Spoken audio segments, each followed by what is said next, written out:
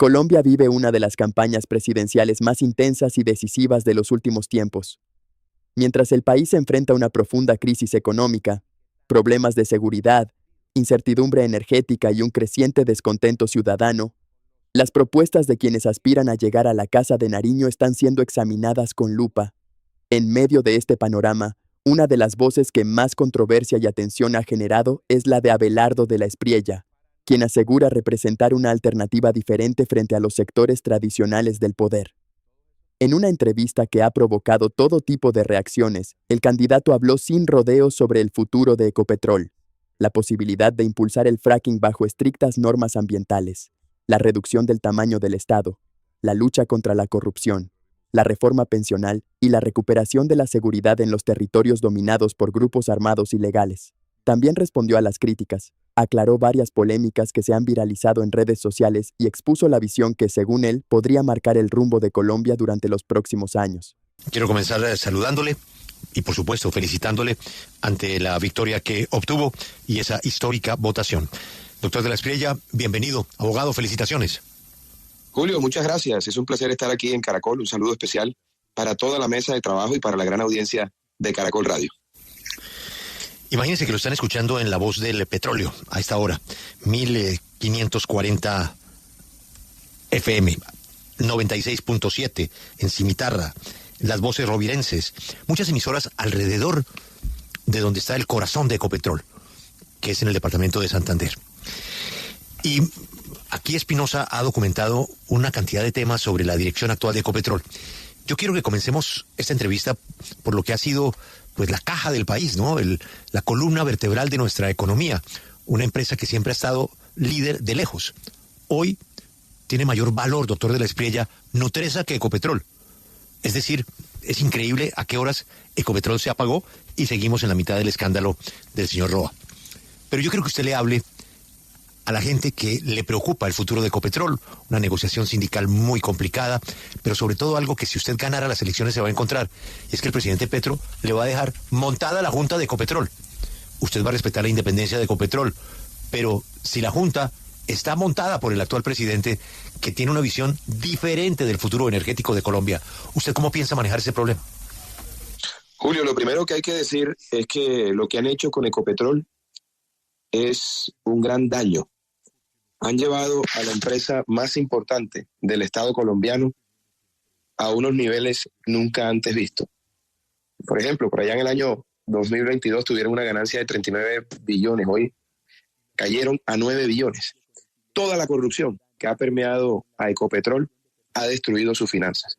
Lo primero que hay que señalar es que el señor Roa y toda su banda tienen que responder por ese latrocinio contra Ecopetrol.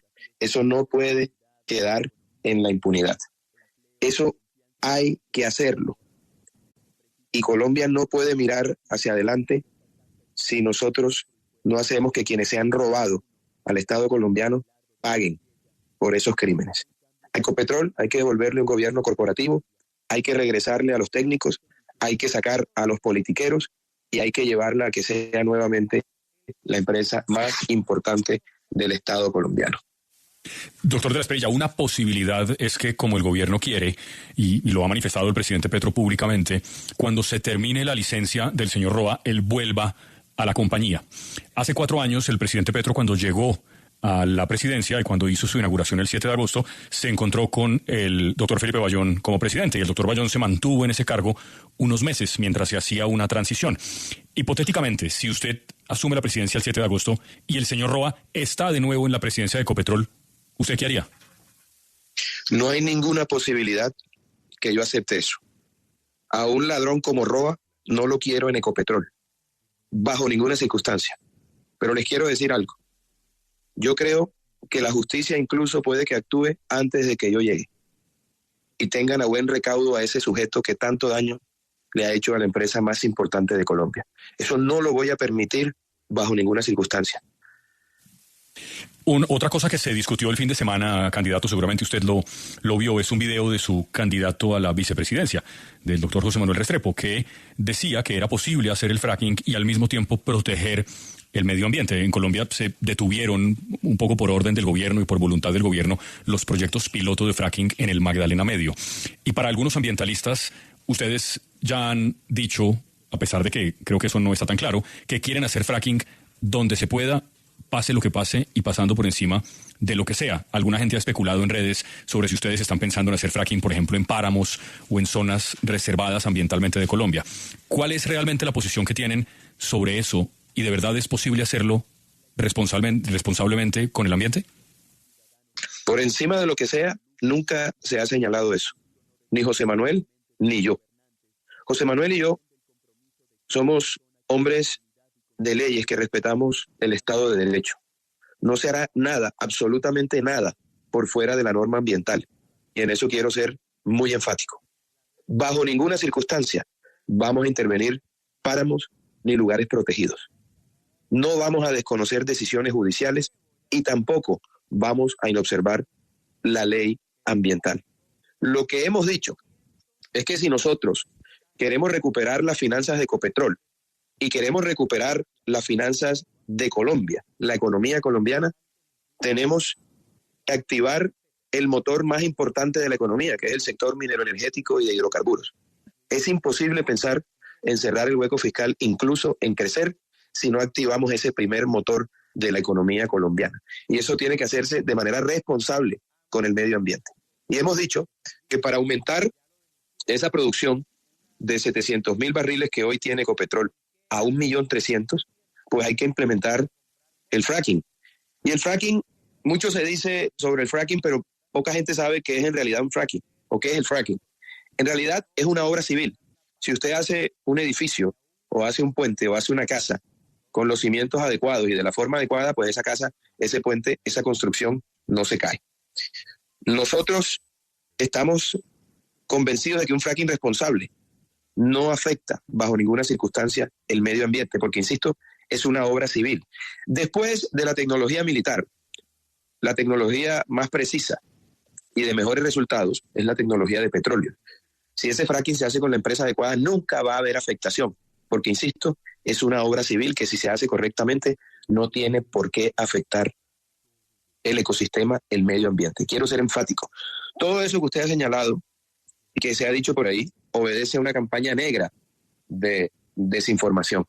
Una campaña que busca presentar a esta opción democrática como una candidatura que desconoce las normas ambientales y que a toda costa va a hacer explotación. No. Primero que todo, el respeto por la norma, el respeto por las decisiones de los jueces y, por supuesto, la necesidad de regresarle esa grandeza a Ecopetrol es imposible si no hacemos más explotación. Y eso hay que hacerlo de la manera más responsable. Quiero insistir en eso. Y ese es el compromiso que tenemos José Manuel y yo. Hacer lo que haya que hacer en el marco de la ley, bajo el Estado de Derecho, como corresponde en una democracia. En medio de una de las campañas presidenciales más intensas de los últimos años, la candidatura de Abelardo de la Espriella se ha convertido en el centro de una fuerte controversia nacional. Mientras sus seguidores destacan sus propuestas sobre seguridad, economía y lucha contra la corrupción, sus detractores han impulsado críticas que han generado constantes debates en redes sociales y medios de comunicación.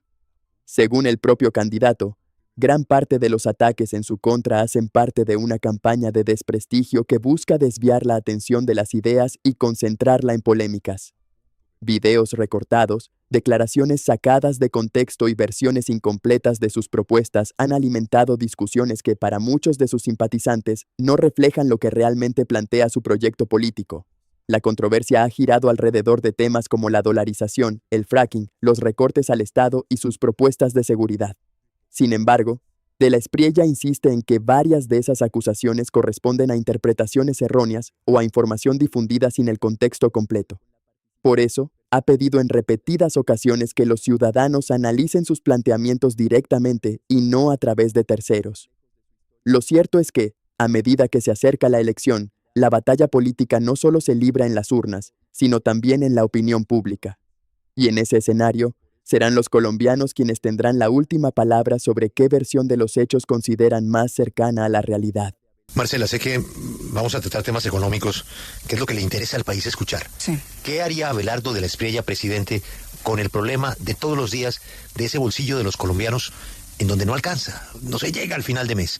Sobre su siguiente pregunta, que me parece muy importante, porque va de la mano de un escenario de desempleo, debo advertir que tengo entendido, Marcela, que esos anuncios que ha hecho el candidato de la Espriella con recortes de instituciones que cuestan muchísimo dinero y que han sido focos de burocracia, tiene que ver con un papel que elaboró un economista de nombre Daniel Reisbach. No sé si el candidato está tomando toda la sugerencia de ese papel, que tuve el placer de conocerlo. Julio. Porque es un papel, sí, candidato. Julio, permíteme, porque esa es otra noticia falsa que han sacado. El senador Ariel Ávila y otro grupo de personas que apoyan a Cepeda han señalado que vamos a recortar una cantidad de entidades y eso no se ha decidido. Hay un documento en el que usted señala, en donde es un estudio y una sugerencia, eso no se ha decidido. Entonces yo sí le pido a los oyentes que tengan la claridad de que aquí hay una campaña negra en contra mía y de José Manuel para presentarnos de una manera completamente distinta y hasta irresponsable, porque hablar de una cantidad de liquidaciones de entidades sin que conozcamos la realidad financiera de las mismas, porque es que nosotros tenemos que llegar a hacer una auditoría para tomar decisiones. Eso es francamente inaceptable y obedece a una campaña negra, Julio. En eso quiero dejar claridad. Todo lo que hemos dicho en la campaña está documentado en la página de nuestro movimiento popular, Defensores de la Patria. Lo que se diga por fuera de eso no es más que especulación. Por supuesto, hemos recibido sugerencias de muchas personas, de economistas, y todo eso se está revisando. Pero no se puede tomar una decisión de fondo sin que podamos revisar la realidad económica y financiera de cada una de las instituciones del Estado. Así de sencillo, y para eso necesitamos llegar al gobierno y hacer la auditoría que corresponde para ese particular. Claro, esto frente a lo que usted nos dice no va a hacer, pero hablemos de, en materia de recorte del Estado, una vez usted llegue a hacer esa evaluación, a revisar en qué estado están distintas entidades, lo que sí está claro es que usted sí va a aplicar esa política que, que tuvo también Milei en Argentina a la llegada al poder, de recorte de las que están sobrando. Usted ha hablado, por ejemplo, del Ministerio de la Igualdad, que considera que es pura burocracia. Claro, porque como está, ¿con quién tengo el gusto, perdón? Marcela Puentes. A ver, Marcela, como está planteado el gasto del Estado colombiano, es inviable financieramente. Que los de siempre no le hayan dicho eso al país no significa que una persona independiente como yo no deba decirlo. A mí no me van a elegir los colombianos para echarles mentiras, como siempre han hecho los políticos de siempre. Tal cual está planteado, el gasto es inviable financieramente. Y entonces hay que hacer una reducción en la burocracia que además está duplicada. Hay que eliminar entidades con funciones superpuestas. Hay que disminuir los gastos de funcionamiento. Por ejemplo, los que no son prioritarios, los vehículos, los viáticos, las consultorías innecesarias. Hay que fusionar instituciones que tienen hoy competencias similares. Hay que digitalizar trámites para reducir costos administrativos. Hay que fortalecer la lucha contra la corrupción. Eso es muy importante para que la plata no se pierda. Hay que reducir los gastos protocolarios y los privilegios de altos funcionarios. Eso hay que revisarlo todo. Y tenemos que ser responsables con Colombia. Como está planteado el gasto, no es viable financieramente. Y siempre se queda debiendo en pago de deuda y en pago de funcionamiento. Ahora, yo les digo a ustedes lo siguiente. Hay que recoger algo que está sobre la mesa. ¿Qué tenemos sobre la mesa hoy? 110, 120 billones de pesos en exenciones tributarias. Tenemos 80, 90 billones de pesos en corrupción. Tenemos 110 billones de pesos en evasión de impuestos. Y tenemos otro tanto en gastos innecesarios. Si nosotros recogemos eso que está en la mesa, podemos hacer muchísimas cosas e invertir en un sinnúmero de programas sociales. De tal suerte que lo responsable para una fórmula como la de José Manuel y la mía, que no hace parte de la política tradicional, que va a llegar con la ayuda de Dios y el fervor del pueblo colombiano a la presidencia del gobierno, pues tiene que decir y hacer lo que los políticos de siempre no dicen. Y es importante que el país lo sepa. Como está planteado financieramente, el gasto del Estado es inviable y nos vamos a reventar. Por tanto, hay que corregirlo, pero eso hay que hacerlo con responsabilidad. Y la gente que tenga que salir, pues no la vamos a dejar tirada en la calle. Hay que indemnizarlos para que puedan emprender. Y hay que hablar con el sector privado para que a muchos de ellos los enganche y se los lleve al sector privado. Porque no es culpa de esos funcionarios, no es culpa de esos contratistas, es culpa de una visión politiquera y burocrática de la realidad económica que tenemos nosotros, como independientes que somos, José Manuel y yo, corregir para que el Estado no se reviente financieramente, más de lo que está. A medida que avanza la campaña presidencial, alrededor de Abelardo de la Espriella han surgido numerosos rumores que han generado preocupación y debate entre los colombianos. Sin embargo, varias de esas afirmaciones han sido desmentidas por el propio candidato, quien asegura que existe una estrategia para distorsionar sus propuestas y confundir a la opinión pública. Uno de los rumores más repetidos es que pretende bajar el salario de los trabajadores colombianos. No obstante, de la Espriella ha manifestado públicamente que su objetivo es fortalecer la economía, generar empleo y aumentar las oportunidades para los ciudadanos, no reducir sus ingresos. Otro de los señalamientos que ha circulado es que planea acabar con el SENA, una institución fundamental para la formación de millones de colombianos. Sin embargo, el candidato ha negado esa versión y sostiene que nunca ha planteado eliminar una entidad que contribuye al desarrollo del talento y la capacitación laboral. También se ha difundido la idea de que pretende dolarizar la economía colombiana, pero en distintas entrevistas ha explicado que, aunque en algún momento habló de los beneficios de una moneda fuerte, no propone reemplazar el peso colombiano por el dólar, sino abrir el debate sobre mecanismos que permitan proteger el ahorro de los ciudadanos. Para sus seguidores, estos casos demuestran cómo una campaña puede verse rodeada de versiones incompletas, interpretaciones erróneas y rumores que terminan alejando la discusión de los temas realmente importantes para el país. Por eso, insisten en que los colombianos deben informarse directamente de las propuestas y sacar sus propias conclusiones. Candidato, circuló también durante estas últimas horas un fragmento de un video suyo en el que usted dice o habla de la posibilidad de dolarizar la economía. El video completo incluye algo que ese video que se hizo viral no muestra, y es que usted dice, pero ese camino es muy complicado, yo lo que propongo es que los colombianos puedan tener cuentas en dólares. Ahí está la respuesta, Espinosa. ¿Usted me puede explicar cómo es lo de la dolarización para que quede claro del todo? Espinosa, pero ya usted ha dicho que ha quedado claro. Cogieron un pedazo, un fragmento del video y lo descontextualizaron. El video completo lo que dice, a mí me gustaría la dolarización. Ese es un recorrido muy complejo, ni siquiera alcanzan los 4 años de periodo. ¿Por qué? Porque es una moneda fuerte, elemental.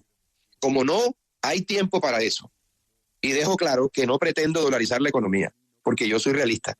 Es un proceso muy complejo y muy largo, y no lo dejaría yo a medio camino teniendo en cuenta que lo que tendré son 4 años de periodo, porque yo no voy a modificar la Constitución para reelegirme. Y eso no tengo que firmarlo en mármol, porque yo soy un hombre de palabra. Yo no vengo de la política tradicional. Yo soy un emprendedor. Los políticos prometen, los emprendedores nos comprometemos y tenemos palabra. Yo no me voy a reelegir. Entonces, como es un proceso tan complejo y tan largo, descartémoslo. Más bien pensemos en la posibilidad de que en Colombia la gente pueda tener cuentas en dólares para protegerse de la inflación. Ahí está en el video, eso es claro, no necesita mayor explicación. Doctor Abelardo, con la reforma pensional aprobada ya y que está en vilo pues por la evaluación que está haciendo la Corte Constitucional, ¿usted la mantiene, la tumba o la cambia? ¿Con quién tengo el gusto? Juan Diego Elvira, doctor Abelardo. Hola Juan Diego, encantado de saludarlos. Juan Diego, no. Lo que propongo yo es presentar un nuevo proyecto. Pero antes de decirles en qué consiste el proyecto, lo más importante es lograr un blindaje constitucional para que el ahorro de los colombianos no pueda ser tocado por ningún gobierno, ni por el mío, ni por ningún gobierno. Que no ocurra lo que está pasando con el gobierno Petro. Eso es fundamental, blindar el ahorro de los colombianos. ¿Qué vamos a proponer nosotros? Bueno, un proyecto de ley que modifique la ley 2381 para garantizarle mayor libertad de elección a las personas en el sistema pensional colombiano. ¿Qué es lo que establecería ese proyecto como primera medida? El acceso al pilar semicontributivo, para que sea completamente opcional. Las personas que no cumplan los requisitos para pensionarse en el pilar contributivo podrán elegir entre si reciben la devolución de sus aportes o acogerse voluntariamente a una renta vitalicia. Y en segundo lugar, lo que busca el proyecto es que introduce la libertad para que la gente pueda elegir en la cotización de ese pilar contributivo o al régimen público, que es hasta, creo, 2 y pico salarios mínimos, o que los afiliados puedan decidir si cotizan todo su ingreso en un fondo privado. Por supuesto que vamos a presentar ese proyecto y por supuesto que vamos a proteger el ahorro de los colombianos, Juan Diego. Candidato, usted escogió un vicepresidente que es un gran economista, es un profesor, fue ministro de Hacienda, de Comercio, pero al mismo tiempo usted nos ha contado que su vicepresidente va a cubrir otros frentes. Por ejemplo, los temas internacionales a donde usted no piensa viajar. Usted se va a quedar en Colombia y va a tratar de gobernar cada mes un departamento distinto para escuchar los problemas de la gente. O sea que el doctor Restrepo va a estar de trabajo fuerte, sobre todo en esas preocupaciones económicas que él también domina. Y ha caído bien ese nombramiento por la manera ponderada como él responde a las preocupaciones. Pero fíjese usted, ya nos está hablando de un proyecto de ley y eso requiere pues de un tratamiento político en el Congreso, en donde el doctor Restrepo pues será protagonista. Fíjese usted que ya conocemos el equipo económico del candidato Cepeda. Usted de pronto se va a reservar ahorita a hablarnos de equipo económico, pero no sé, Espinosa, para ver si el doctor Abelardo se anima a contarnos un poquito de qué perfiles ha pensado para su equipo económico, además del doctor Restrepo. ¿Quiénes serán los del equipo económico de Iván Cepeda? Tenemos estos nombres confirmados, Julio. Primero, no es una sorpresa, Clara López, la senadora, secretaria de gobierno de la alcaldía, candidata a la presidencia, la conocen creo que todos los oyentes. Jairo Villabona, exdirector de la DIAN de este gobierno hasta enero pasado. Darío Restrepo, Mario Valencia, Simón Gómez, que habló con nosotros hace poco, Flor Ester Salazar, María Mercedes Maldonado, Paula Díaz, Diego Carrera.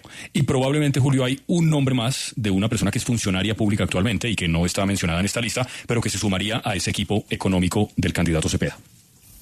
Doctor Abelardo, ¿quiénes serán los suyos? Julio, lo primero que quiero decirles es que me voy a rodear de los mejores, tal cual lo hice con José Manuel Restrepo. Yo a José Manuel lo había visto 2 veces en mi vida. No éramos amigos, hoy lo somos, muy cercanos hoy. Yo no lo escogí por moda, por cálculo político. Lo escogí con un alto sentido de responsabilidad por el país. Las personas que están votando por el señor Cepeda, lo cual es válido en democracia, les quiero dejar esta reflexión. La primera función de un vicepresidente, que es la función constitucional, es reemplazar al presidente en caso de faltas temporales o absolutas. En mi caso, José Manuel tendrá muchísimas funciones, porque es un hombre brillante, es un patriota y es un colombiano excepcional. Pero si algo me pasa, Dios no lo quiera, él asumiría la presidencia de la República.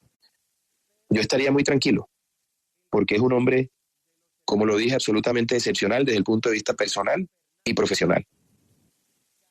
El planteamiento que le dejo yo a los votantes del señor Cepeda, que insisto, tienen derecho a hacerlo porque esa es la democracia. ¿Ustedes quedarían tranquilos si asume la candidata a la vicepresidencia del señor Cepeda en caso de que éste falte?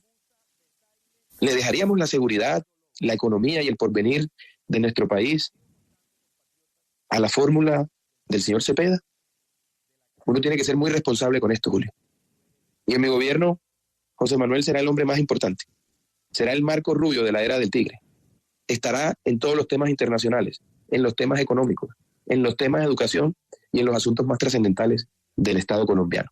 Porque, insisto, es un ser humano excepcional y es un profesional excelso, de las mejores condiciones, de los mejores resultados y con una visión de país que compartimos íntegramente, al igual que esos principios y valores fundacionales que ambos defendemos y que representan el alma de la colombianidad.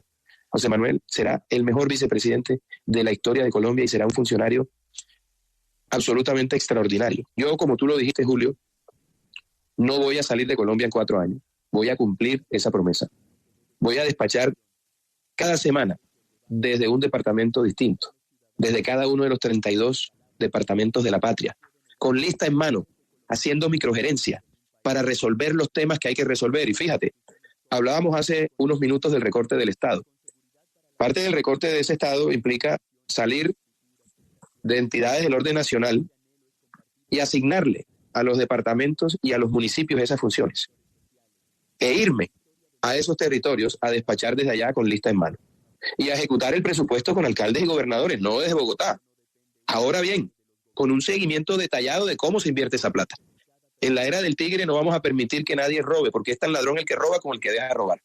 Y vamos a estar encima de eso, con total atención y dedicación, para que en los territorios, en los departamentos, en la provincia, se hagan las inversiones como corresponde. Y a ver si le van a decir mentiras o le van a echar cuentos al presidente de la República, que va a estar encima de la ejecución de esos contratos.